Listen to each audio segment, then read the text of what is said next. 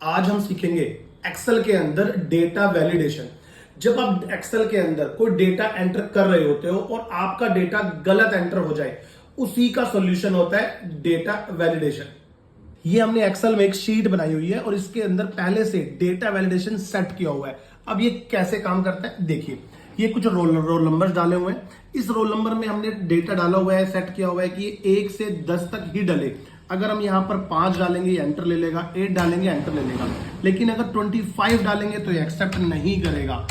ऐसे ही अगर 11 डालेंगे तो भी एक्सेप्ट नहीं करेगा, क्योंकि 1 to 10 तक ही डाला हुआ है। इसी तरह से हमने जेंडर में लगाया हुआ है, इसमें हम कुछ और डेटा ना डाल सके इसलिए हमने पहले से इसमें लिस्ट सेट की हुई है कि आप केवल इसमें से 2 ही टेक्स्ट ले सकते हैं, मेल या फीमेल।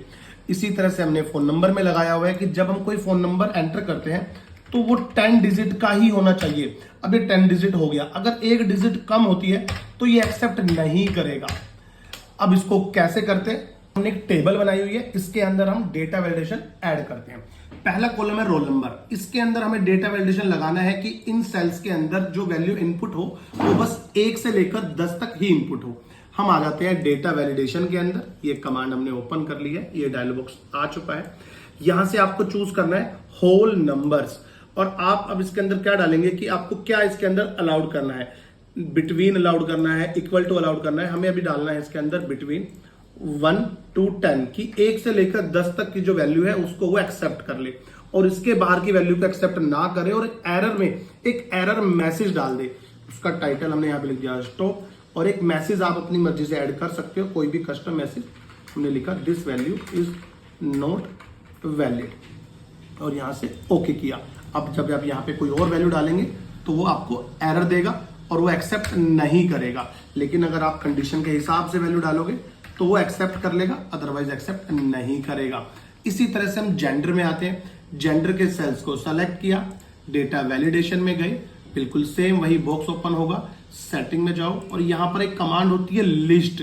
इस लिस्ट का बेनिफिट ये है कि आपको जो उसमें इनपुट कराना है वो आप यहीं पर टाइप कर सकते हो। जैसे मुझे मेल और फीमेल ऐड कराना था तो मैंने यहां से ओके किया। अब आप यहां पे एक लिस्ट जनरेट हो जाएगी और यहीं इसी लिस्ट को चूज करके आप डेटा एंटर कर सकते हो। इसी तरह से फोन नंबर के सेल्स को सेलेक्ट किया, डेटा वैलिडेशन में गए और यहां पर हमने कमांड लगाई टेक्स्ट लेंथ इक्वल टू 10, ताकि इसके अंदर जो डेटा डलेगा वो केवल 10 नंबर तक ही डले। ये हमने डेटा इनपुट किया है, 10 नंबर्स आ गए हैं, लेकिन इसके अंदर टेक्स्ट भी डल सकता है। तो इसके अंदर टेक्स्ट ना डले, इसके लिए आप हमारी अगली वीडियो जरूर देखें और कमेंट करके बताएं कि वीडियो कैसी लगी।